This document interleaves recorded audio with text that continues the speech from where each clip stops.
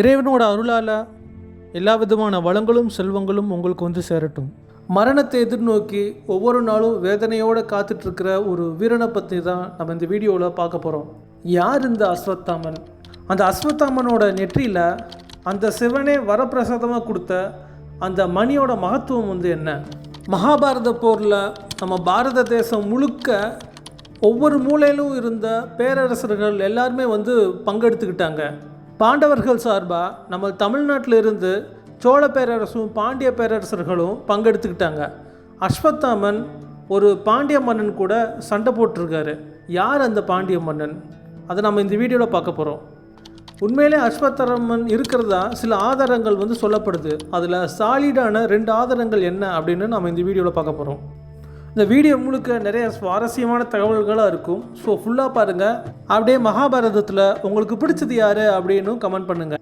மகாபாரத போரில் பெரிய பெரிய பலசாலிகளும் பராக்கிரமசாலிகளும் அவங்களோட படைகளும் துரியோதனன் பக்கம் போய் நின்றுச்சு அப்படின்னாலும் எத்தனை பேர் துரியோதனன் ஜெயிக்கணும் அப்படின்னு மனசார நினச்சாங்க அப்படின்னு பார்த்தோன்னா அது ரொம்ப ரொம்ப கம்மி தான். துரியோதனன் யார் மேலாம் ரொம்ப நம்பிக்கை வச்சுருந்தானோ அவங்க எல்லாம் நம்ம வந்து ஹஸ்தினாபுரத்துக்கு விஸ்வாசமாக இருக்கணும்னு சொல்லி நம்ம வாக்கு கொடுத்துருக்கோம். அதனால் வேறு வழி இல்லை, துரியோதனன் பாண்டவர்களை எதிர்க்கும்போது நாமளும் பாண்டவர்களை எதிர்த்து தான் ஆகணும்னு சொல்லி அவங்க நினச்சங்களை தவிர்த்து உண்மையிலே துரியோதனன் வந்து ஜெயிக்கணும் அப்படின்னு அவங்க மனசில் வந்து எந்த விதமான எண்ணமும் கிடையாது. அவங்க விருப்பம் எல்லாம் பாண்டவர்கள் ஜெயிக்கணும் அப்படின்னு தான் வந்து நினச்சாங்க. துரியோதனனுக்கு ரொம்ப விசுவாசமாக இருந்த சில பேரில் ரொம்ப முக்கியமானவர் தான் அஸ்வத்தாமன். துரியோதனன் பகவான் கிருஷ்ணரோட நாராயணி சனையும் வந்து எடுத்துக்கிட்டாரு. பகவான் கிருஷ்ணர் பாண்டவர்களுக்கு ஆதரவாக அர்ஜுனனுக்கு தேரோட்டியாக போயிட்டார். எல்லாம் முடிஞ்சு குருட்சேத்திரத்தில் வந்து இந்த போர் நடுக்க வரும்போது துரியோதனனோட படையை பார்த்தா ரொம்ப பிரம்மாண்டமாக இருக்குது. 11 அக்ரோனி சேனைகள். பாண்டவர்களுக்கு வந்து 7 அக்ரோனி சேனை தான்.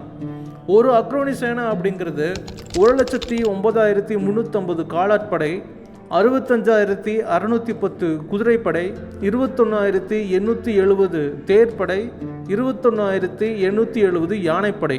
இது வந்து ஒரு அக்ரோனி சேனை. துரியோதனனுக்கு இருந்தது 11 அக்ரோனி சேனைகள். அப்போ துரியோதனனோட படை வந்து எவ்வளோ பிரம்மாண்டமாக இருக்குன்னு சொல்லி பார்த்துக்கோங்க. மொத்தமாக குருட்சேத்திர பூமியில் போரிட்டவங்க அப்படின்னு பார்த்தா 39,36,600 பேர். இவங்க வந்து போர் செஞ்சவங்க மட்டும். இது போக இவங்களுக்கு சமைச்சு போடுறவங்க, இவங்களுக்கு அடிபட்டுச்சு அப்படின்னா அதுக்கு மருத்துவம் பார்க்குறவங்க, குதிரைகளுக்கும் யானைகளுக்கும் வந்து பராமரிப்பு கொடுக்குறவங்க, இவங்கெல்லாம் ஒரு தனி எண்ணிக்கை. அவங்களே வந்து நிறையா இருப்பாங்க. 18 நாள் மகாபாரத போர் முடிஞ்சதுக்கப்புறம் துரியோதனனோட 11 அக்ரோனி சேனைகளில் 3 பேர் தான் உயிரோடு இருந்தாங்க. கிருபாச்சாரியார், அஸ்வத்தாமன், அப்புறம் கிருத்தவர்மன். நாராயணி சேனையோட தளபதியாக நியமிக்கப்பட்டவர் தான் இந்த கிருத்தவர்மன். 8 சிரஞ்சீவிகளில் கிருபாச்சாரியாரும் வருவார், அஸ்வத்தாமனும் வருவாங்க. இல்லை இன்ட்ரெஸ்டிங்கான விஷயம் என்னென்னா, கிருபாச்சாரியார் வந்து அஸ்வத்தாமனோட மாமா. கிருபாச்சாரியாரோட தங்கையோட பேர் கிருபி. இவங்கள தான் துரோணாச்சாரியார் வந்து கல்யாணம் பண்ணியிருக்காரு. துரோணாச்சாரியாருக்கு தனக்கு பிறக்கிற குழந்தை ரொம்ப சாதாரணமான குழந்தையாக இருக்கணும்னு சொல்லி அவருக்கு விருப்பம் கிடையாது. அதனால் இப்போ இருக்கிற உத்தரகாண்டில் டேராடூன் அப்படின்ற பகுதியில் தப்கேஸ்வர் அப்படின்ற ஒரு சிவன் கோயில். அந்த சிவன் வந்து துரோணாச்சாரியார் தான் வந்து வழிபட்டதாக வந்து சொல்லப்படுது. அந்த கோயில் பார்க்குறதுக்கே குகை மாதிரி தான் இருக்கும். அதுக்குள்ளே தான் பல வருஷமாக துரோணாச்சாரியார் வந்து சிவனை நோக்கி தனக்கு பிறக்கிற குழந்தை சிவனுக்கு நிகரான ஆற்றல் கொண்டவனாக இருக்கணும் அப்படின்னு ரொம்ப கடுமையாக தவம் பண்ணியிருக்காரு. அவரோட தவத்தின் பலனாக அஸ்வத்தாமன் வந்து துரோணாச்சாரியாருக்கு மகனாக பிறந்தார். அவர் ஃபஸ்ட்டு பிறந்தோடனேவும் வழக்கமாக எல்லா குழந்தைகளும் அழுகிற மாதிரி அழுதுருக்காரு. ஆனால் அந்த ஒலி கேட்குறதுக்கு எப்படி இருந்துச்சுன்னா, குதிரைகள் எழுப்புகிற ஒரு மங்களகரமான ஒலி மாதிரி இருந்துச்சான். அதனால தான் அவருக்கு அஸ்வத்தாமன்னு பேர் வர்றதுக்கே வந்து காரணமாக இருந்திருக்கு. தசரத சக்கரவர்த்தியோட மகனான ஸ்ரீராமருக்கு எப்படி தாசரதி அப்படின்னு ஒரு பேர் இருக்கோ, அதே மாதிரி துரோணாச்சாரியாரோட புத்திரனான அஸ்வத்தாமனுக்கு திரௌணி அப்படின்னு இன்னொரு பேர் இருக்கான். துரோணாச்சாரியார் சிவனை போலவே எனக்கு ஒரு குழந்தை வேணும்னு சொல்லி அவர் கேட்டதுனால என்னவோ அஸ்வத்தாமன் பிறந்தவுடனே சிவனுக்கு எப்படி 3வது கண் இருக்குமோ அதே மாதிரி அஸ்வத்தாமனோட நெற்றியில் ஒரு ஒளிமயமான ரத்னம் வந்து இருந்திருக்கு. இந்த மணியோட சக்தி என்ன அப்படின்னு அஸ்வத்தாமனே மகாபாரத போர் முடிஞ்சதுக்கப்புறம் தன்னோட வாயாலேயே சொல்கிறாரு.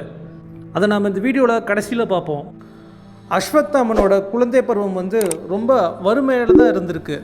ஏன்னா துரோணாச்சாரியார் வந்து மிகவும் சக்தி வாய்ந்த ஒரு பெரிய யோகின்னு சொல்லக்கூடிய பரத்வாஜ மகரிஷியோட மகன் தான் துரோணாச்சாரியார். இவர் தான் கற்றுக்கிட்ட வில்வித்தைகள், அனைத்து விதமான சாஸ்திரங்கள் எல்லாமே வந்து பரத்வாஜ முனிவர்கிட்ட இருந்து தான் கற்றுக்கிட்டாரு. இவரும் தன்னோட அப்பாவை போலவே அந்த பிராமண தர்மத்தை தான் வந்து ஃபாலோ பண்ணிட்டு ஆரம்பத்தில் இருந்தார். அப்போ இருந்த அந்த பிராமண தர்மம் எப்படி இருக்குன்னா, தனக்குன்னு எந்த விதமான சொத்துக்களும் இருக்கக்கூடாது, செல்வமும் இருக்கக்கூடாது, மற்றவங்க கிட்ட பிச்சை எடுத்து தான் சாப்பிடணும், மற்றவங்க கிட்ட இருந்து தானமாக ஒரு நிறைய பொற்காசுகள் வாங்கினாங்க அப்படின்னா ஒரு நாளைக்கு எவ்வளவு தேவையோ அவ்வளவு காசு மட்டும் எடுத்து வச்சுட்டு அது அப்படியே மீதி இருக்கிறத மற்றவங்களுக்கு கொடுத்துடணும். ஸோ இந்த மாதிரி ரொம்ப கடுமையான ரூல்ஸ் தான் வந்து அப்போ இருந்த பிராமணர்கள் வந்து ஃபாலோ பண்ணிட்டு வந்திருக்காங்க. ஸோ அதே மாதிரி துரோணாச்சாரியாரும் இருந்ததுனால நாளாக அவருக்கு வறுமை அதிகமாகிட்டே இருக்குது. அஸ்வத்தாமருக்கு ஒரு பால் கொடுக்கறதுக்கு கூட அவருக்கு வந்து வழி இல்லை. அப்போ அவருக்கு ஒரு யோசனை வந்திருக்கு. தான் அப்பா கிட்ட பாடம் படிச்சுட்டு இருக்கும்போது தன்னோட ரொம்ப நெருங்கிய நண்பராகவும் தன்னோட கிளாஸ்மேட்டாகவும் இருந்த பாஞ்சால தேசத்தோட அரசர் துருபத மகாராஜா, அவர் ஒரு நாள் என்ன சொல்லியிருக்காருன்னா, நான் பாஞ்சால தேசத்தில் அரசனானதுக்கப்புறம் என்னோடய ராஜ்யத்தில் பாதி நான் உனக்கு கொடுக்குறேன், அந்த மாதிரி சொல்லியிருக்காரு. துரோணருக்கு அந்த ஞாபகம் வந்திருக்கு. தன்னோட நண்பன் தனக்கு உதவி பண்ணுறேன்னு சொல்லியிருக்கானே, நாம் இப்போ வறுமை நிலையில் இருக்கோம், அவன்கிட்ட ஏதாவது போய் உதவி கேட்கலாம் அப்படின்னு தன்னோட நண்பன் அப்படிங்கிற முறையில் துரோணாச்சாரியார் பாஞ்சால தேசத்துக்கு போகிறாரு. இதில் என்னென்னா, துரோணாச்சாரியார் தனக்கு சில பசுமாடுகள் தன்னோட நண்பன்கிட்ட இருந்து வாங்கிட்டு வரலாம், அதை வச்சு ஏதாவது பிழைச்சிக்கலாம் அப்படின்ற எண்ணத்தில் தான் போகிறாரு. பாஞ்சால தேசத்தில் பாதி வேணும்னு சொல்லி கேட்குறதுக்கு துரோணாச்சாரியார் வந்து போல. அங்கே பாஞ்சால தேசம் போனதுக்கப்புறம் துருபத மகாராஜா துரோணாச்சாரியார் பார்த்தோன்னே பெரிய ஷாக்கு. அடடா, பாஞ்சால தேசத்தில் அரசனானதுக்கப்புறம் ராஜ்யத்தில் பாதி பிரித்து கொடுக்குறேன் அப்படின்னு அன்றைக்கி சொல்லிட்டோமே, இன்றைக்கி வந்து ராஜ்யத்தில் பாதி கேட்குறதுக்கு தான் துரோணர் வந்திருக்காரு போல் அப்படின்னு துருபத மகாராஜா துரோணரை யாருன்னே தெரியாத மாதிரி நடந்துக்கிட்டாரு. துரோணாச்சாரியார் ஆசாசியாக துருபத மகாராஜாவை பார்த்து நண்பா அப்படின்னா, அதுக்கு துருபத மகாராஜா அரசனும் பிச்சைக்காரனும் எப்படி நண்பனாக இருக்க முடியும் அப்படின்னு ஒரு வார்த்தை கேட்டுட்டாரு. இந்த வார்த்தையை கேட்டதுமே துரோணாச்சாரியாருக்கு வந்து வேதனை தாங்கலை, மனசுடைஞ்சு போயிட்டாரு. அந்த வேதனை கோபமாக மாறிடுச்சு. அதனாலே வந்து அந்த சபையிலேயே துருபத மகாராஜாவை பார்த்து, என்னோட சீடன் வந்து உன்னை தோக்கடிச்சு இந்த நாடை கைப்பற்றுவான் அப்படின்னு அந்த இடத்துல சபதம் போட்டு வந்துட்டார். இந்த காலகட்டத்தில் தான் ஹஸ்தினாபுரத்தில் பாண்டவர்களுக்கும் கௌரவர்களுக்கும் கிருபாச்சாரியார் வந்து ஆரம்ப கல்வி சொல்லி கொடுத்துட்ருக்காரு. அப்போ தான் கிருபாச்சாரியாருக்கு துரோணரோட வறுமை நிலை வந்து தெரிய வருது. தான் தங்கச்சியோட ஹஸ்பண்டுக்கு ஏதாவது ஒரு உதவி பண்ணலாமே அப்படின்னு பாண்டவர்களையும் கௌரவர்களையும் உயர்கல்விக்காக துரோணாச்சாரியர்கிட்ட அனுப்பி வைக்கலாமே அப்படின்னு முடிவு பண்ணுறாரு. ஸோ குருகுலத்தில் பாண்டவர்கள் கௌரவர்கள் கூட சேர்ந்தே தான் அஸ்வத்தாமனும் வந்து பாடம் படிக்கிறாரு. அதில் ஆயுதங்களை சாதாரண நிலையில் பயன்படுத்துறது எப்படின்றதில் ஆரம்பித்து அந்த ஆயுதங்களுக்கு வந்து மந்திரங்கள் மூலமாக உயிரூட்டி அந்த ஆயுதத்துக்கு வந்து அதிகமான சக்தி கொடுக்கறது, அப்புறம் எப்படி ரகசியமான ஆயுதங்களை வந்து பயன்படுத்துறது, அப்புறம் பேரழிவுகள் உண்டு பண்ணுற ரொம்ப பவர்ஃபுல்லான ஆயுதங்களை வந்து எப்படி கையாளுறது, இந்த மாதிரியான விஷயங்கள்லாம் அஸ்வத்தாமன் கற்றுக்கிட்டே வராரு. ஆரம்பத்தில் இருந்தே அஸ்வத்தாமன் மேலே துரியோதனனுக்கு வந்து ஒரு கண்ணு. ஏன்னா துரியோதனனோட ஒரு அட்வான்டேஜே என்னென்னா, ஒருத்தவங்களுக்கு பெரிய பலம் இருந்துச்சு அப்படின்னா அவங்க வந்து தான் பக்கத்தில் இருக்கணும், தனக்கு ஆதரவாக இருக்கணும் அப்படின்னு துரியோதனன் வந்து விரும்புவார். அஸ்வத்தாமனுக்கு குதிரைகள் மேலே அதிகம் ஆர்வம் இருந்ததை பார்த்து துரியோதனன் வந்து அஸ்வத்தாமனுக்கு ஒரு உயர்ந்த ரக குதிரையை வந்து பரிசு கொடுக்குறாரு.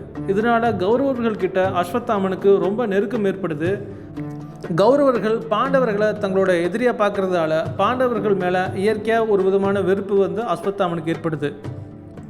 எல்லா பாடங்களையும் சொல்லி கொடுத்ததுக்கப்புறம் துரோணர் தன்னோட மாணவர்களை பார்த்து, துருபத மகாராஜாவை தோற்கடித்து அந்த பாஞ்சால தேசத்தை கைப்பற்றுறது தான் நீங்கள் எனக்கு கொடுக்குற தட்சணை அப்படின்னு சொல்கிறாரு.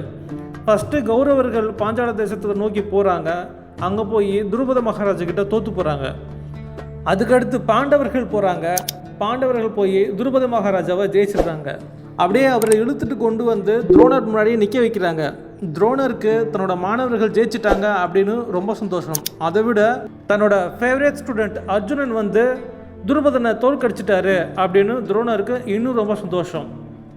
பாஞ்சால தேசத்தை கைப்பற்றி அந்த தேசத்தோட வடக்கு பகுதியை பிரித்து அகிச்சத்திரம் அப்படின்ற ஊரை வந்து தலைநகரமாக்கி அந்த இடத்துல அஸ்வத்தாமனுக்கு முடிசூட்டுறாரு துரோணர். இந்த இடத்துல பிராமணராக இருந்த துரோணாச்சாரியர் வந்து சத்திரியரை தன்னோட தர்மத்தை வந்து மாற்றிக்கிறார். ஹஸ்தினாபுர அரசு தனக்கு ஒரு பெரிய உதவி செஞ்சிருக்கு அப்படிங்கிறதுனாலையும் தன்னோட மகன் அஸ்வத்தாமன் கௌரவர்கள் கிட்ட ரொம்ப நாட்டத்தோட ரொம்ப பிரியமாக இருக்கான் அப்படிங்கிறதுனாலையும் துரோணாச்சாரியார் ஹஸ்தினாபுர அரசுக்கு ரொம்ப விசுவாசமாகவும் ரொம்ப கடமைப்பட்டு இருக்கணும் அப்படின்னு முடிவெடுக்கிறாரு. அஸ்வத்தாமனுக்கு கோபமும் கொஞ்சம் தலக்கணமும் இருந்ததுனால அர்ஜுனனுக்கு சொல்லிக் கொடுத்த மாதிரியே எல்லா அஸ்திரங்களும் அஸ்வத்தாமனுக்கு சொல்லிக் கொடுக்கணுமா அப்படின்ற யோசனை துரோணாச்சாரியாருக்கு வந்து இருந்திருக்கு. இருந்தாலும் அஸ்வத்தாமன் மேலே இருக்கிற நிறைய பாசத்தினால அவரை கூப்பிட்டு ஒரு நாள் யாகம் வளர்க்குற மாதிரி அக்னியை வந்து வளர்த்துருக்காரு. அது முன்னாடி அஸ்வத்தாமனை உட்கார வச்சு, அஸ்வத்தாமனா இப்போது உனக்கு பிரம்மாஸ்திரத்தை எப்படி செயல்படுத்தணும் அப்படின்ற அந்த வித்தையை வந்து சொல்லிக் கொடுக்க போகிறேன். இந்த பிரம்மாஸ்திரத்தை பயன்படுத்தும் போது ரொம்ப ஜாக்கிரதையாக பயன்படுத்தணும். ஒரு கிரகத்தையே அழிக்கிற அளவுக்கு இது வந்து சக்தி வாய்ந்தது இந்த பிரம்மாஸ்திரம். அது மட்டும் இல்லாமல் இது எப்போவுமே உன்னோட சுயநலத்துக்காக நீ பயன்படுத்தக்கூடாது. இந்த மாதிரி நிறையா அட்வைஸ் கொடுத்து தான் பிரம்மாஸ்திரத்தை வந்து சொல்லி கொடுத்துருக்காரு துரோணாச்சாரியார். ஆனால் பிரம்மாஸ்திரம் இவருக்கு கிடைச்ச உடனேவும் ஈகோ இன்னும் அதிகமாகி இவர் என்ன பண்ணியிருக்காருன்னா, பிரம்மாஸ்திரமே என்கிட்ட இருக்குது, நான் கையாள முடியாத ஆயுதம் அப்படின்னு இந்த உலகத்தில் எதுவுமே இல்லை, என்னால் வந்து எதை வேணால் சாதிக்க முடியும், எவனையும் வந்து என்னால் ஜெயிக்க முடியும் அப்படின்ற ஒரு தலக்கணம் வந்து இவருக்கு ஏறி இருக்கு. ஆனாலும் கிருஷ்ணன் கிட்டே இருக்கிற அந்த சுதர்சன சக்கரம் வந்து இதெல்லாம் விட கொஞ்சம் சக்தி வாய்ந்தது. அதனால் அந்த சுதர்சன சக்கரத்தையும் நம்மளோட ஆயுதத்தை வந்து சேர்த்துக்கணும் அப்படின்னு இவருக்கு ஆசை வந்திருக்கான். அதனால் இவர் என்ன பண்ணியிருக்காரு, கிருஷ்ணரை போய் பார்த்து என்னோடய பிரம்மாஸ்திரத்தை நீ வாங்கிட்டு எனக்கு வந்து உன்னோட சுதர்சன சக்கரத்தை கொடு அப்படின்னு சொல்லி கிருஷ்ணர்கிட்ட கேட்டிருக்காரு. சுதர்சன சக்கரத்தை உன்னால் கையாள முடியுமா அப்படின்னு கிருஷ்ணர் கேட்டதுக்கு, என்னால் கையாள முடியாத ஆயுதம் அப்படின்னு இந்த உலகத்தில் எதுவுமே கிடையாது, சுதர்சன சக்கரம் என் கைக்கு கிடச்சிருச்சுன்னா என்னால் தோக்கடிக்க முடியாதவங்க அப்படின்னு இந்த உலகத்தில் வந்து யாருமே இருக்க மாட்டாங்க அப்படின்னு அஸ்வத்தாமன் சொல்லியிருக்காரு. கிருஷ்ணர் இதை கேட்டுட்டு சுதர்சன சக்கரத்தை வந்து வர வச்சுருக்காரு. அப்புறம் சக்கரத்தை பார்த்து அஸ்வத்தாமனோட எண்ணத்தை பற்றி சுதர்சன சக்கரத்துக்கிட்ட சொன்னோடனே சுதர்சன சக்கரம் அஸ்வத்தாமன் நோக்கி போயிருக்கு. அப்போது சக்கரத்துலேருந்து வெளிப்பட்ட ஒளியையும் வெப்பத்தையுமே அஸ்வத்தாமனால் தாங்க முடியாமல் அந்த இடத்த விட்டு ஓடி வந்திருக்காரு. மகாபாரத போர் 10வது நாளில் பீஷ்மர் அர்ஜுனனோட அம்புகள்னால் தாக்கப்பட்டு அம்பு படைக்கலை விடுன்ட்டார். அதுக்கடுத்து படையை வழிநடத்தி கொண்டு போகிற பொறுப்பு வந்து துரோணர் கையில் வருது. துரோணர் என்ன சொல்கிறாருன்னா, யுதிஷ்டரை நான் வந்து பிடிச்சு கொடுக்குறேன் அப்படின்னு சொல்கிறாரு. ஆனால் அவரால் அந்த மாதிரி பண்ண முடியல. அதனால் துரியோதனன் வந்து கோவப்பட்டு துரோணரை பார்த்து கேலி பண்ணுறாரு. அதனால் அஸ்வத்தாமனுக்கும் துரியோதனனுக்கும் வந்து ஒரு குட்டி சண்டை மாதிரி வருது. ஆனாலுமே துரியோதனன் மேலே அஸ்வத்தாமனுக்கு அந்த விஸ்வாசம், தன்னோட நண்பன் அப்படின்ற எண்ணம் மட்டும் போகவே இல்லை.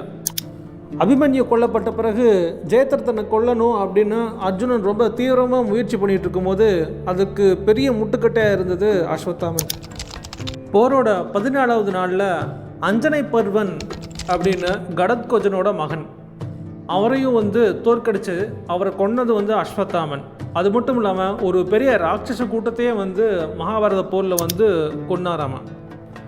அஸ்வத்தாமனை கொல்லாமல் துரோணரை கொல்ல முடியாது அப்படின்னு தான் கிருஷ்ணர் வந்து பிளான் பண்ணி பீமனை வச்சு அஸ்வத்தாமன் அப்படின்ற ஒரு யானையை கொன்று துரோணர்கிட்ட யுதிஷ்டர் போய் அஸ்வத்தாமன் இறந்துட்டான் அப்படின்னு சொன்னார். யுதிஷ்டர் அதே மாதிரி போய் சொன்னதுக்கப்புறம் துரோணருக்கு வந்து என் மகன் இல்லாட்டி நான் அதுக்கு உயிர் வாழணும் அப்படின்ற ஒரு எண்ணத்தில் ரொம்ப சோகமாக உட்காந்துட்டு இருந்தார். இதை சரியான நேரத்தில் பாண்டவர்களுக்கு ஆதரவாக போரில் ஈடுபட்ட திருஷ்டத்யுமன் வந்து பார்த்துட்டாரு. திருஷ்டத்யுமன் அது தனக்கு சாதகமாக அந்த சூழ்நிலையை பயன்படுத்திக்கிட்டு துரோணரோட தலையை வெட்டிடுறாரு. திருஷ்டத்யுமன் வேற யாரும் இல்லை, துரோணாச்சாரியார் தன்னை தோக்கடிச்சிட்டாரு அப்படின்ற கோபத்தில் துருபத மகாராஜா துரோணாச்சாரியாரை கொல்றதுக்கேவும் ஒரு யாகம் வளர்த்து அந்த யாகத்தோட பலனை ஒரு குழந்தைய வந்து வரமாக கேட்குறாரு. அந்த குழந்தை தான் திருஷ்டத்யுமன், துரோணாச்சாரியாரை கொல்றதுக்காகவே பிறந்த திரௌபதியோட சகோதரன். தன்னோட தந்தை பாண்டவர்களால் சூழ்ச்சி பண்ணி கொல்லப்பட்டுட்டாரு அப்படின்னு அஸ்வத்தாமனுக்கு தெரிய வந்த உடனே பாண்டவர்கள் மேலே இருந்த பழி உணர்வு பல மடங்கு அதிகமாயிருச்சு. பாண்டவர்கள் சார்பாக இருக்கிறவங்க யாருமே வந்து உயிரோடு இருக்கக்கூடாது அப்படின்னு அஸ்வத்தாமன் முடிவுக்கு வந்து பாண்டவர்களோட சேனையை பார்த்து ரொம்ப சக்தி வாய்ந்த விஷ்ணுவோட அஸ்திரமான நாராயண அஸ்திரத்தை வந்து எடுத்து விட்டார். இந்த நாராயண அஸ்திரத்தை எடுத்து விடும்போது எப்படி ஆச்சுன்னா, கருமேகங்கள் சூழ்ந்து ரொம்ப சூறாவளி காற்று வந்து அடிக்க ஆரம்பிச்சிச்சான். அப்போது மேகத்தில் 11 ருத்ரர்கள் வந்து தோன்றுனாங்களாம். இந்த அஸ்திரத்தில் இருந்து லட்சக்கணக்கான ரொம்ப சக்தி வாய்ந்த ஏவுகணைகள் மாதிரியான அம்புகள் வந்து எதிரிகளை வந்து தாக்குமா. அது பெரிய பலத்த சேதத்தை வந்து ஏற்படுத்துமா. இதோட தாக்குதல் வந்து எப்படி இருக்குன்னா, எதிரிகள் எந்த அளவுக்கு தாக்குறாங்களோ அந்த அளவுக்கு இதோட தாக்குதலோட வீரியம் ரொம்ப அதிகமாகுமா. இந்த அஸ்திரம் வந்து அஸ்வத்தாமன் விட்ட உடனேவும் அந்த அஸ்திரத்தை வந்து எப்படி சமாளிக்கிறது அப்படின்னு அர்ஜுனன் வந்து கிருஷ்ணர்கிட்ட கேட்டிருக்காரு. அதுக்கு கிருஷ்ணர் வந்து இந்த அஸ்திரத்துக்கு வந்து எதிர் அஸ்திரமே கிடையாது அப்படின்னு சொல்லியிருக்காரு. அர்ஜுனனுக்கு இது கேட்டு ரொம்ப ஆச்சரியமாக போச்சு. அப்போ என்ன பண்ணுறது அப்படின்னு கிருஷ்ணர்கிட்ட கேட்டதுக்கு கிருஷ்ணர் உடனே எல்லாரையும் பார்த்து, உடனே உங்களோட தேர்லிருந்து எல்லாரும் இறங்குங்க, யானைகளிலிருந்து கீழே இறங்குங்க, உங்களோட ஆயுதங்களை எல்லாத்தையும் கீழே போடுங்க அப்படின்னு சொல்லியிருக்காரு. கொஞ்ச நேரத்துக்கு மனசில் கூட சண்டை போடணும் அப்படிங்கிற அந்த எண்ணத்தை வந்து விட்டுட்டு சும்மா இருங்க அப்படின்னு கிருஷ்ணர் சொல்லியிருக்காரு. ஏன்னா இந்த அஸ்திரம் வந்து நிராயுத பாணிகளை வந்து தாக்காதான். யார் சண்டை போடாமல் இருக்காங்களோ, இந்த அஸ்திரம் முன்னாடி சரணடைகிறாங்களோ, அப்போது இந்த அஸ்திரம் வந்து அவங்கள தாக்காது. இந்த ரகசியம் வந்து மகாபாரதத்தில் கிருஷ்ணருக்கு, துரோணருக்கு, அதுக்கடுத்து அஸ்வத்தாமன், இந்த 3 பேருக்கு மட்டும்தான் இந்த ரகசியம் வந்து தெரியுமா. தன்னோட தந்தையை கொண்ட திருஷ்டத்யும்னை தேடி அஸ்வத்தாமன் ரொம்ப கோபமாக போயிட்டு இருக்கும் போது தான் நம்ம பாண்டிய மன்னன் வந்து அஸ்வத்தாமனை வழிமறைச்சு அஸ்வத்தாமன் கூட சண்டை போட்டிருக்காரு. அந்த பாண்டிய மன்னனோட பேர் என்னன்னா மலையத்வஜ பாண்டியன். இந்த மலையத்வஜன் பாண்டியன் வேற யாரும் இல்லை, மதுரை மீனாட்சி அம்மனோட தகப்பனார் தான் இந்த மலையத்வஜ பாண்டியன். அஸ்வத்தாமன் பிரமிச்சு போகிற மாதிரி பாண்டிய மன்னன் வந்து சண்டை போட்டிருக்காரு. பாண்டிய மன்னனை கொல்றதுக்கு வாய்ப்பு கிடைச்சும் அஸ்வத்தாமன் அதை விட்டுட்டு திருஷ்டத்யும்னை தேடி தான் போயிருக்காரு. ஆனாலும் பாண்டிய மன்னன் அஸ்வத்தாமனை விடாமல் தொடர்ந்து போய் யானை மேலே ஏறி சண்டை போட்டிருக்காரு. அப்போ அந்த நேரத்தில் அஸ்வத்தாமன் வந்து பாண்டிய மன்னனை வந்து கொலை பண்ணிடுறாரு. மகாபாரத போர் கடைசி நாளில் பீமனுக்கும் துரியோதனனுக்கும் ஏரிக்கரையில் சண்டை நடக்குது. அந்த சண்டையில் பீமன் துரியோதனனோட தொடையில் அடித்து பலத்த காயத்தை ஏற்படுத்தி துரியோதனனை வந்து அப்படியே வந்து ரத்த வெள்ளத்திலே விட்டுட்டு போயிடுறாங்க. ஏன்னா அது மாலை பொழுது அந்த குறிப்பிட்ட நேரம் வர சமயமாக இருந்ததுனால அதுக்கு மேலே போரை நீட்டிக்கக்கூடாது அப்படிங்கிற விதி இருக்கிறதுனாலையும் துரியோதனனை வந்து அங்கேயே விட்டுட்டு போயிடுறாங்க. போர் முடிகிற நேரமானதுனால அஸ்வத்தாமன் துரியோதனனை தேடி அலைஞ்சு அந்த ஏரிக்கரையில் கண்டுபிடிக்கிறாரு. துரியோதனன் ரத்த வெள்ளத்தில் படுத்திருந்ததை பார்த்து அஸ்வத்தாமன் ரொம்ப கவலைப்படுறாரு. உன்னை இந்த நிலைமைக்கு ஆளாக்குன அந்த பாண்டவர்களோட தலையை நான் வெட்டிட்டு வந்து உனக்கு நான் காமிக்கிறேன் அப்படின்னு அஸ்வத்தாமன் துரியோதனன் கிட்ட வாக்கு கொடுக்குறாரு. இதை கேட்ட உடனே துரியோதனன், நிஜமாவா அஸ்வத்தாமா, அப்படி நீ பண்ணனா தீரர்களும் சூரர்களும் பண்ணாத ஒரு காரியத்தை வந்து நீ பண்ணதாக இருக்கும் அப்படின்னு வலியோட துரியோதனன் வந்து சொல்கிறாரு. நைட்டான உடனே பாண்டவர்கள் தான் குடியில் வந்து இருப்பாங்க, அப்போ போய் பாண்டவர்களை வந்து கொல்லலாம் அப்படின்னு அஸ்வத்தாமன் வந்து திட்டம் போட்டு கிருபாச்சாரியாரையும் கிருத்தவர்மாவையும் வந்து சம்மதிக்க வைக்கிறாரு.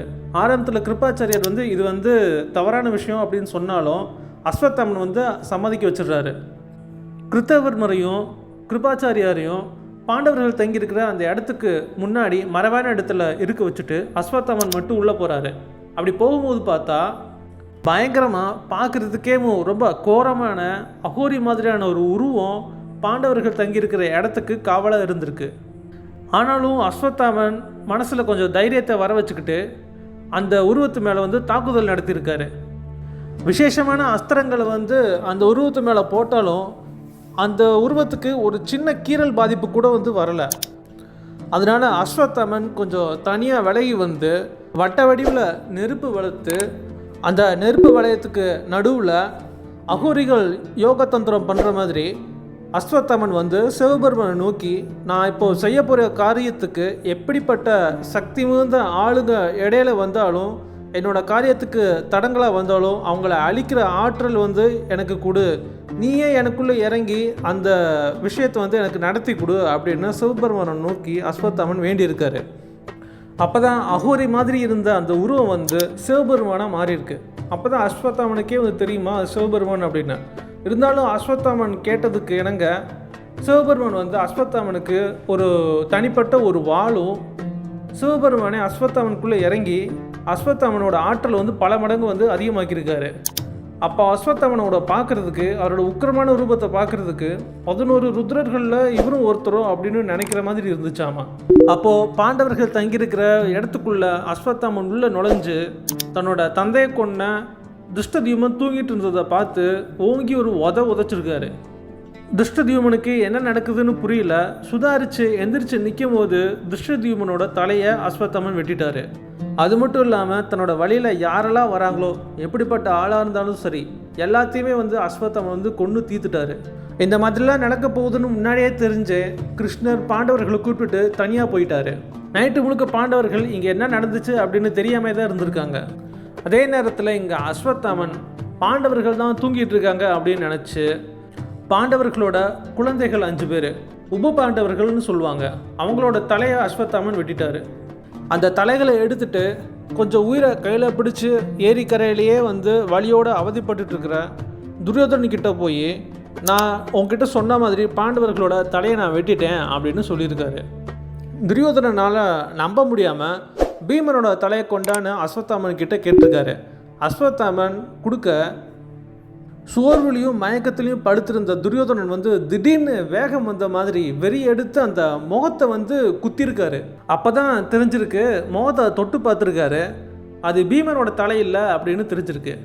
இதை பார்த்த உடனேவும் 5 பேரும் பாண்டவர்களோட குழந்தைகள் அப்படின்னு தெரிஞ்சு துரியோதனன் வந்து அஸ்வத்தாமனை பார்த்து, எவ்வளோ பெரிய முட்டாள்தனமான காரியத்தை பண்ணிட்டேன், எங்களோட வம்சத்தில் இருந்த கடைசி வாரிசையே வந்து இப்படி கொன்னுட்டியே அப்படின்னு துரியோதனன் அஸ்வத்தாமன் கிட்ட சொல்லி வேதனையில் பயங்கரமாக அழுதுருக்காரு. அந்த வழியிலேயே துரியோதனனோட உயிரும் பிரிஞ்சிருச்சு. மறுநாள் காலையில் பாண்டவர்கள் வந்து பார்க்கும்போது தன்னோட குழந்தைகளோட உடம்பு மட்டும் இருந்ததை பார்த்து யுதிஷ்டரை மயக்கம் போட்டு கீழே விழுந்துட்டாரான். இப்படி ஒரு கொடூரத்தை பண்ணது அஸ்வத்தாமனை தான் இருக்கும், ஏன்னா அஸ்வத்தாமனை தான் நம்ம கொல்லாமல் விட்டுட்டோம் அப்படின்னு பீமன் கோவத்தில் கத்திருக்காரு. பாண்டவர்கள் கோவத்தில் அஸ்வத்தாமனை தேடி போயிட்டு இருக்கும்போது கங்கை கரையில் வியாச முனிவரோட கூடாரத்தில் வந்து அஸ்வத்தாமனை பார்த்துருக்காங்க. அதை பார்த்த உடனே அஸ்வத்தாமனை நோக்கி ரொம்ப வேகமாக போயிட்டு இருக்கும்போது அஸ்வத்தாமன் பாண்டவர்கள் வரதை பார்த்து, இன்னும் பாண்டவர்கள் உயிரோடு இருக்காங்க அப்படின்னு அஸ்வத்தாமனால் ஏற்றுக்கவே முடியல. கோபம் அதிகமாகி என்ன பண்ணுறதுன்னு தெரியாமல் அந்த கோபத்தில் தன்னோட கட்டுப்பாட்டை இழந்து பக்கத்தில் இருந்த தர்ப்பப்புல்லை ஒன்று பிடுங்கியிருக்காரு அஸ்வத்தாமன். அஸ்வத்தாமன் தர்ப்பப்புல்லை பிடுங்கின உடனே அடுத்து என்ன நடக்க போகுதுன்னு கிருஷ்ணருக்கு தெரிஞ்சிருச்சு. உடனே அர்ஜுனனை பார்த்து, அர்ஜுனா, உன்னோட குரு துரோணர்கிட்ட இருந்து நீ கற்றுக்கிட்ட அந்த மிகப்பெரிய சக்தி வாய்ந்த தெய்வாம்சமான அந்த அஸ்திரத்தை பயன்படுத்த வேண்டிய நேரம் இப்போ வந்துருச்சு. அஸ்வத்தாமன் பிரம்மாஸ்திரத்தை இப்போ விட போகிறான். அந்த பிரம்மாஸ்திரம் வந்து செயலிழந்து போடுறதுக்கு நீ இன்னொரு பிரம்மாஸ்திரத்தை விடு அப்படின்னு கிருஷ்ணர் சொல்லியிருக்காரு. கிருஷ்ணர் சொன்னதை கேட்ட உடனே அர்ஜுனன் அம்பெடுத்து வில்ல வச்சு தன்னோட மூதாதையர்களையும் எல்லா கடவுள்களையும் வணங்கிட்டு பிரம்மாஸ்திரம் மந்திரம் சொல்லி அஸ்வத்தாமன் விட்டு இந்த பிரம்மாஸ்திரம் செயலிழந்து போகட்டும் அப்படின்னு சங்கல்பம் பண்ணி பிரம்மாஸ்திரத்தை விட்டுருக்காரு. உடனே வியாச மகரிஷி, இந்த 2 பிரம்மாஸ்திரமும் மோதிக்குச்சுன்னா அதனால் ஏற்படக்கூடிய விளைவு வந்து ரொம்ப பயங்கரமாக இருக்கும், சுற்றுச்சூழலில் பெரிய பாதிப்பு ஏற்படும் அப்படின்னு தன்னோட யோக சக்தியினால் அந்த 2 பிரம்மாஸ்திரமும் ஒன்றுக்கு ஒன்று தாக்கிக்காமல் தடுத்து நிறுத்திருக்காரு. இந்த பிரம்மாஸ்திரம் ஒன்றுக்கு ஒன்று மோதிக்குச்சுன்னா இந்த பூமிக்கே பெரிய பாதிப்பு ஏற்படும், அதனால் அவங்கவங்க விட்டு பிரம்மாஸ்திரத்தை திருப்பி வாங்கிக்கங்க அப்படின்னு வியாசர் சொல்லியிருக்காரு. அர்ஜுனன் அவர் விட்ட பிரம்மாஸ்திரத்தை திருப்பி வாங்கிக்கிட்டாரு. ஏன்னா துரோணாச்சாரியார் அர்ஜுனன் நல்ல பொறுமைசாலி, நல்ல புத்திசாலி, சூழ்நிலைக்கு தகுந்த மாதிரி நல்ல முடிவெடுப்பான், அதனால பிரம்மாஸ்திரத்தை எத்தனை தடவை வேணும்னாலும் விடுற மாதிரியும் விட்ட பிரம்மாஸ்திரத்தை தேவையில்லைனா திரும்ப வாங்கிக்கிற மாதிரியும் அந்த வித்தையை துரோணாச்சாரியார் அர்ஜுனனுக்கு சொல்லி கொடுத்துருக்காரு. ஆனால் அஸ்வத்தாமன் வந்து தன்னோட பிள்ளையாகவே இருந்தாலும் அவருக்கு முன்கோபம் அதிகமாக இருக்கிறதுனாலையும் எதுவுமே யோசித்து பண்ணாமல் இருக்கிற மாதிரியான தன்மை இருக்கிறதுனாலையும் ஈகோவும் அதிகமாக இருக்கிறதுனாலையும் ஒரே ஒரு தடவை மட்டும்தான் பிரம்மாஸ்திரத்தை பயன்படுத்த முடியும். ஆனால் பயன்படுத்தின பிரம்மாஸ்திரத்தை திரும்ப எடுத்துக்க முடியாது, அந்த மாதிரி அஸ்வத்தாமனுக்கு சொல்லி கொடுத்துருக்காரு. அதனால் அஸ்வத்தாமன் தன்னால் பிரம்மாஸ்திரத்தை திரும்பி எடுத்துக்க முடியாது அப்படின்னு சொல்லியிருக்காரு. வியாசர் சரி பிரம்மாஸ்திரத்தை வேற எங்கேயாவது திருப்பி விடு அப்படின்னு சொன்னதுக்கு அஸ்வத்தாமன் வந்து பாண்டவர்களை தான் அழிக்க முடியல, இனி அடுத்து எங்கேயாவது பாண்டவர்களோட கடைசி வாரிசு இருந்துச்சு அப்படின்னா இதுக்கு முன்னாடி அழித்த வாரிசு மாதிரியே அந்த வாரிசும் அழிஞ்சு போகட்டும் அப்படின்னு பிரம்மாஸ்திரத்துக்கு கட்டளையிட்டிருக்காரு. இதனால் அந்த பிரம்மாஸ்திரம் நேராக எங்கே போச்சுன்னா அர்ஜுனனோட மகன் அபிமன்யு விராட தேசத்து இளவரசி உத்தரையை கல்யாணம் பண்ணியிருந்தார். அவங்க வயிற்றில் அபிமன்யுவோட குழந்தை உண்டாகி 6 மாதம்தான் ஆயிருக்கு. ஆனால் அதுக்குள்ளேயும் அந்த குழந்தையோட ஆயுளை முடிக்கிறதுக்கு அஸ்வத்தாமன் நேவி விட்ட பிரம்மாஸ்திரம் உத்திரையோட கருவை போய் தாக்க போயிருக்கு. ஆனால் அந்த அஸ்திரம் போய் சேர்றதுக்கு முன்னாடி அந்த இடத்துல இருந்தது கிருஷ்ணரோட சுதர்சன சக்கரம். இந்த அஸ்திரம் வந்த உடனே கருவுக்கு எந்த விதமான பெரிய பாதிப்பும் ஏற்படாத மாதிரி சுதர்சன சக்கரம் அந்த பிரம்மாஸ்திரத்தை தனக்குள்ளே வாங்கிக்குச்சு. பகவான் கிருஷ்ணர் சூட்சும ரூபம் எடுத்து உத்திரையோட கருவுக்குள்ளே போய் உத்திரையோட கர்ப்பப்பைக்கு எந்த விதமான பிரச்சனையும் வராமல் பாதுகாத்துட்ருக்காரு. சுதர்சன சக்கரத்தோட பாதுகாப்புனால அந்த கருவோட உடம்புல பெரிய பாதிப்பு இல்லைனாலும் அந்த பிரம்மாஸ்திரத்தோட தீவிரத்தன்மை கருவோட உயிரை எடுத்துருச்சு. உடனே உத்திரைக்கு பிரசவ வலி வந்து 6 மாதத்துலேயே கரு வெளியே வந்துடுச்சு. இறந்து பிறந்த அந்த குழந்தைய பார்த்து உத்திரை கதறி கதறி அழுதுருக்காங்க. பகவான் கிருஷ்ணர்கிட்ட எப்படியாவது அந்த குழந்தையை காப்பாற்றணும்னு சொல்லி வேண்டியிருக்காங்க. பகவான் கிருஷ்ணர் நான் செஞ்ச புண்ணியத்தோட பலன் எல்லாமே ஒன்றா சேர்ந்து இந்த குழந்தைக்கு உயிர் கிடைக்கட்டும் அப்படின்னு சொல்லி அந்த குழந்தைய தன்னோட யோக சக்தியினால் மறுபடியும் உயிர் பெற வச்சுருக்காரு.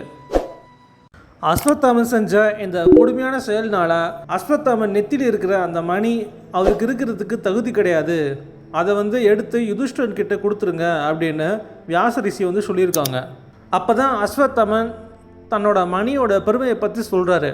பாண்டவர்கள் கிட்ட பெரிய பெரிய உயர்ந்தரக ரத்தனங்கள் நகைகள் இந்த கௌரவர்கள் கிட்டேருந்து கிடைச்ச செல்வங்கள் எல்லாமே இருக்கலாம், ஆனால் அது எதுவுமே இந்த ரத்தனத்துக்கு ஈடாகாது.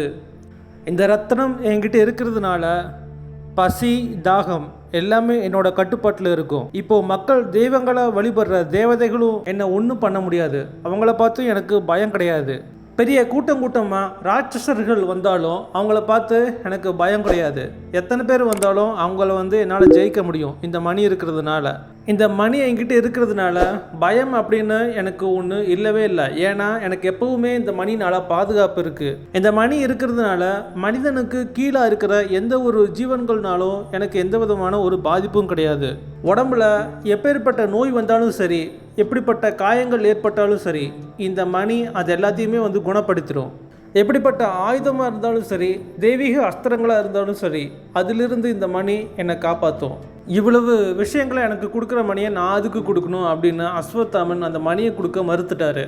இதனால் கோவப்பட்ட கிருஷ்ணர், அகங்காரம் இவ்வளோ அதிகமாக இருக்கிறதுனால தானே நீ இந்த மாதிரியான தப்புலாம் பண்ணுற அப்படின்னு அஸ்வத்தாமன் நெத்தியில் இருக்கிற அந்த மணியை கிருஷ்ணர் வலுக்கட்டாயமாக பிடிங்கிறாரு. அதை எடுத்து திரௌபதி கிட்ட கொடுக்குறாரு. திரௌபதி அந்த மணியை யுதிஷ்டரோட நெத்தியில் கட்டி விடுறாங்க. அது மட்டும் இல்லாமல் பகவான் கிருஷ்ணர் அஸ்வத்தாமன் பண்ண இந்த மாதிரியான நிறையா கொடுமையான செயல்களுக்கு அஸ்வத்தாமனுக்கு கொடுமையான ஒரு சாபத்தை போடுறாரு.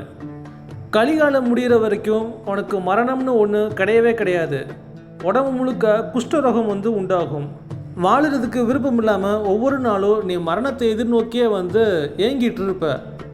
நீ அப்படி மரணத்தை நினச்சி அழுதுட்டு இருக்கும் போது உன் உடம்புல இருக்கிற புண்ணிலிருந்து ரத்தமும் சீலும் வலியும். உன்னால் ஒரு இடத்துல இருக்க முடியாது. காடுகள் மலைகள் அப்படின்னு நீ தெரிஞ்சுக்கிட்டே தான் இருப்ப. யாரும் உனக்கு உதவி பண்ண வர மாட்டாங்க. உன்னோட புண்ணை குணப்படுத்துறதுக்கு யார் வைத்தியம் பார்த்தாலும் அது வேலை செய்யாது. கலிகாலம் முடிகிற வரைக்கும் மக்களோட பாவத்தை உன்னோட தோளில் நீ சுமந்துக்கிட்டே தான் திரிவ அப்படின்னு கிருஷ்ணர் ஒரு கடுமையான சாபத்தை போட்டார். அன்னிலிருந்து இன்னி வரைக்கும் அஸ்வத்தாமன் மக்களுக்கு தெரியாமல் ரொம்ப ரகசியமாக வாழ்ந்துக்கிட்டு இருக்கிறதாகவும், அடர்ந்த காட்டுலையும் ஆள் நடமாட்டம் இல்லாத ரொம்ப ரகசியமான இடங்கள்லையும் நர்மதா நதி கரையிலையும் சில பேர் பார்த்ததா சொல்கிறாங்க. 12ஆம் நூற்றாண்டில் ராஜஸ்தான், உத்தரப்பிரதேஷ், மத்திய பிரதேஷ் இந்த பகுதிகளெல்லாம் ஆண்ட மன்னன் பிருத்திவிராஜ் சௌஹான். இவருக்கு ஒரு அவைப்புலவர் இருந்திருக்காரு. அவர் பேர் சந்த் பர்தாய். இவர் பிருத்திவிராஜ் ரசோ அப்படின்னு ஒரு நூல் எழுதியிருக்கிறாரு. அந்த நூல் வெறும் கவிதைகளாக இருக்கும். அந்த கவிதைகளில் என்ன சொல்லும் அப்படின்னா, பிருத்திவிராஜ் சௌஹான் மன்னனோட வாழ்க்கையில் நடந்த விஷயங்கள் எல்லாத்தையுமே பாடல்களாக சொல்கிற மாதிரி அவர் நூல் எழுதியிருக்காரு. தன்னோட கடைசி காலத்தில் பிருத்திவிராஜ் சௌஹான் முகமது கோரி அப்படின்ற ஒரு மன்னன் கூட சண்டை போட்டு அவர்கிட்ட இருந்து தப்பிச்சு காட்டு பகுதிக்குள்ளே ஓடி இருக்காராம். ஏன்னா முகமது கோரி கூட சண்டை போட்டு உடம்பெல்லாம் பலத்த காயமாயிருக்கு. மன்னன் பிருத்திவிராஜுக்கு நல்லா மருத்துவம் தெரியுமா. முகமது கோரிக்கிட்ட இருந்து தன்னை காப்பாற்றிக்கவும் போரில் தனக்கு ஏற்பட்ட காயங்களை மூலிகைகள் வச்சு குணப்படுத்திக்கவும் மன்னர் பிருத்திவிராஜ் காட்டுக்குள்ளே போயிட்டாராம். அந்த இடத்துல தான் ரொம்ப வயசான ஒருத்தரை பார்த்துருக்காரு. அவர் நெத்தியில் பலத்த காயம், பெரிய தழும்பு இருந்திருக்கு, நல்லா கொஞ்சம் ஆழமாக இருந்திருக்கு, ரத்தம் வழிஞ்சிட்டு இருந்திருக்கு. சரி, வயசானவர் ஆச்சே அப்படின்னு நான் உங்களுக்கு உதவி பண்ணுறேன், அந்த புண்ணை நான் மூலிகைகள் வச்சு சரி பண்ணி கொடுக்குறேன் அப்படின்னு சொல்லியிருக்காரு. அந்த பெரியவரும் சரின்னு சொல்லி ஒத்துக்கிட்டு இருந்திருக்காரு. மன்னன் பிருத்திவிராஜ் அவருக்கு தெரிஞ்ச வைத்தியத்தை பண்ணி பார்த்துருக்காரு. ஆனால் எந்த விதமான ஒரு பலனும் கிடைக்கல. பிருத்திவிராஜ் கொஞ்ச நேரம் யோசித்து பார்த்துட்டு, நீங்கள் தான் அஸ்வத்தாமனா? ஏன்னா இந்த உலகத்திலே குணப்படுத்த முடியாத புண்ணு அப்படின்னு சொல்லி ஒன்று இருந்துச்சு அப்படின்னா நெத்தியிலிருந்து எடுக்கப்பட்ட மணினால் ஏற்பட்ட அந்த தழும்பும் அந்த காயத்தையும் தான் உலகத்தில் குணப்படுத்த முடியாது அப்படின்னு நான் கேள்விப்பட்டிருக்கேன். நீங்கள் தான் அஸ்வத்தாமனா அப்படின்னு பிருத்திவிராஜ் கேட்டிருக்காரு. அதுக்கு அந்த பெரியவர் ஆமாம் நான் தான் அஸ்வத்தாமன் அப்படின்னு சொல்லிட்டு அந்த இடத்த விட்டு போயிட்டாராம். இது பிருத்திவிராஜ் ராசோ அப்படின்ற புக்கில் இருக்கான். அடுத்து நடந்த நிகழ்வு 14வது நூற்றாண்டில் கர்நாடகாவில் நடந்தது. கர்நாடகாவில் கதக் அப்படின்ற ஒரு ஊரில் நாரணப்பா அப்படின்ற விஷ்ணு பக்தர் வாழ்ந்துட்டு வந்திருக்காரு. அவருக்கு மகாபாரத கதையை கன்னடத்தில் தான் எழுதணும் அப்படின்னு அவருக்கு ரொம்ப நாள் ஆசை. கதக் நகரில் இருக்கிற வீரநாராயண பெருமாள் கிட்ட அவர் ராத்திரியும் சாயங்காலமும் எப்போ பார்த்தாலும் நான் மகாபாரத கதை எழுதுறதுக்கு எனக்கு அருள் செய்யுங்க அப்படின்னு பெருமாள்கிட்டே ரொம்ப தீவிரமாக வேண்டியிருக்காரு. ஒரு நாள் வீரநாராயண பெருமாள் அவர் கனவுல நீ ஏகாதசி விரதம் இருந்துட்டு அதை முடிக்கிறதுக்கு மறுநாள் காலையில் துவாதசி அன்னைக்கு கோவிலுக்கு தீர்த்தம் சாப்பிட்டு உன்னோட விரதத்தை முடிப்பேல, இந்த தடவை தீர்த்தம் சாப்பிடும் போது ஒரு பிராமணர் வேகமாக முன்னாடியே அந்த விரதத்தை முடிச்சுட்டு வேகமாக கிளம்பி போவார். நீ உடனே அவரோட காலில் போய் விழுந்து எனக்கு மகாபாரத கதை எழுதுறதுக்கு அருள் செய்யுங்க அப்படின்னு அந்த பிராமணர்கிட்ட கேளு. ஏன்னா அந்த பிராமணர் தான் அஸ்வத்தாமன் அப்படின்னு பெருமாள் சொல்லியிருக்காரு. ஏகாதசி முடிஞ்சு மறுநாள் துவாதசி காலையில் நாரணப்பா ரொம்ப ஆர்வமாக கோயிலுக்கு போயிருக்காரு. அங்கே போய் பெருமாள் சொன்ன மாதிரியே ஒரு பிராமணர் ரொம்ப வேகமாக தன்னோட விரதத்தை முடிச்சுட்டு சீக்கிரமாக அந்த இடத்த விட்டு வெளியேறாரு.